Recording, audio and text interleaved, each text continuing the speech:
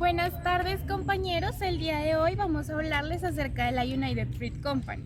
Estoy segura que todos hemos escuchado alguna vez hablar sobre Macondo o sobre la masacre de las bananeras, pero también sé que no sabemos mucho al respecto.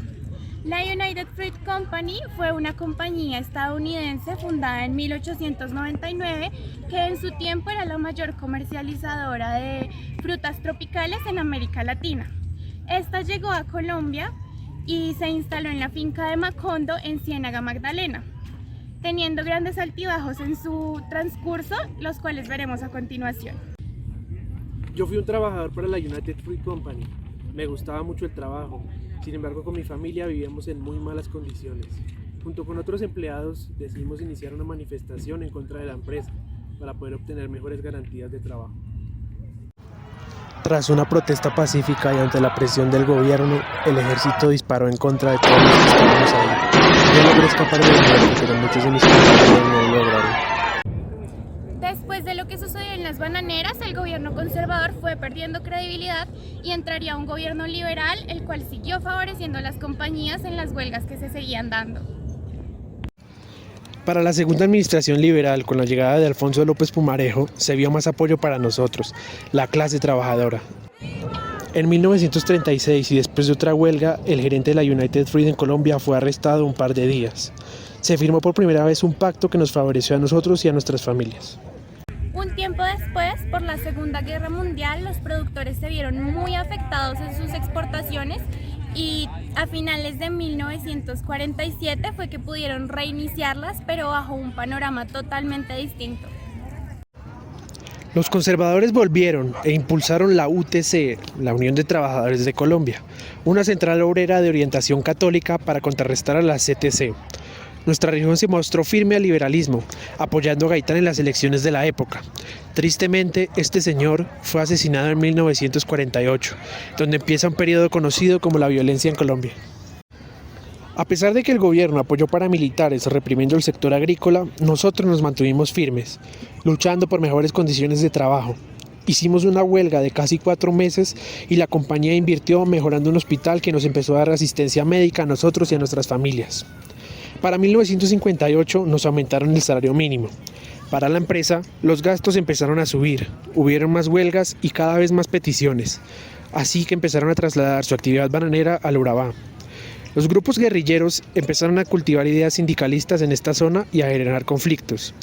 Los dueños de las fincas empezaron a irse de la región y la falta de diálogo entre empresarios y obreros dificultaron las condiciones de trabajo y la negociación.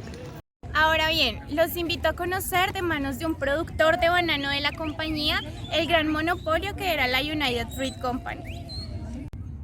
Algo que siempre nos caracterizó como productores era nuestra iniciativa empresarial, pero United Fruit Company tenía todo el control de la producción bananera y de su distribución. La compañía nos mantenía atados a ella mediante contratos que nos impedían conformar uniones entre nosotros los productores. Cada vez que terminábamos el contrato con la compañía debíamos volver a firmar inmediatamente con ella, porque no teníamos a quién venderle la producción.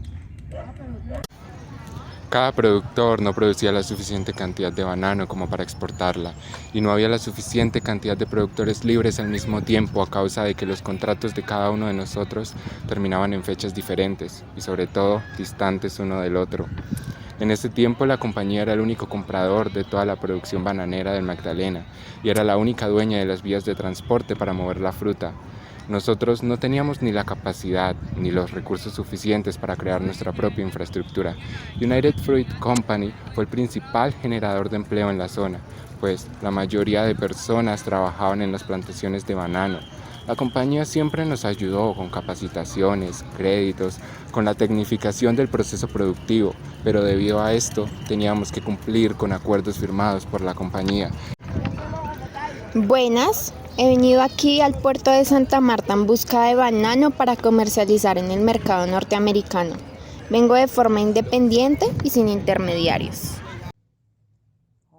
Aquí la zona bananera estuvo en total desolación durante la guerra, no se podía exportar y nos tocó buscar qué hacer para no morirnos de hambre. Pues le cuento que parece que van a subir los precios en Estados Unidos y Europa. Y como yo, hay varios que vendrán para negociar el banano con ustedes.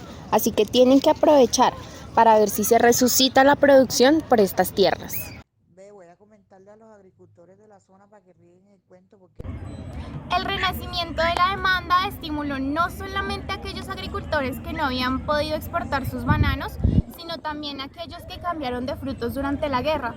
Y esto llevó también a un aumento impresionante de exportaciones. Además de esto, el entusiasmo de ellos también produjo a que se crearan una multitud de pequeñas empresas que funcionaban sin ningún tipo de coordinación mutua.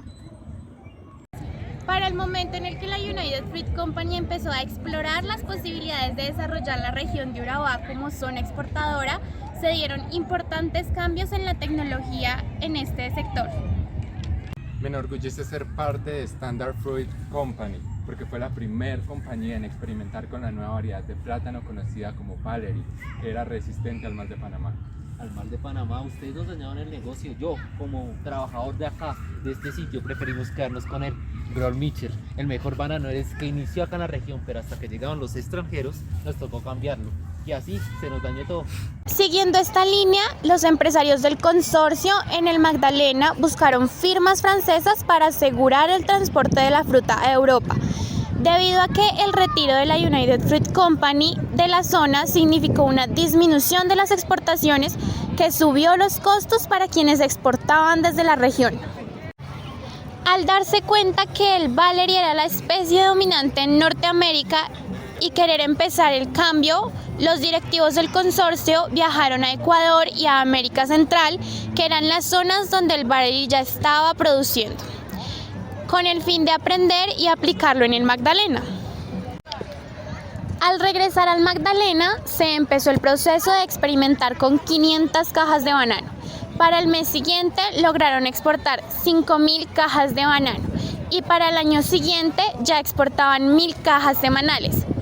Por desgracia, para 1966, el mercado internacional del banano mostró una caída en los precios que presentaron problemas por razones climáticas y la región estaba sufriendo una serie de enfermedades en las plantas, lo cual empeoraba la situación. Cuando los productores del consorcio se estaban empezando a recuperar, se dio otro golpe terrible, ya que llegó un huracán que destruyó el 45% de los cultivos de la zona. A partir de aquí, el consorcio empezó a fracasar repetidas veces.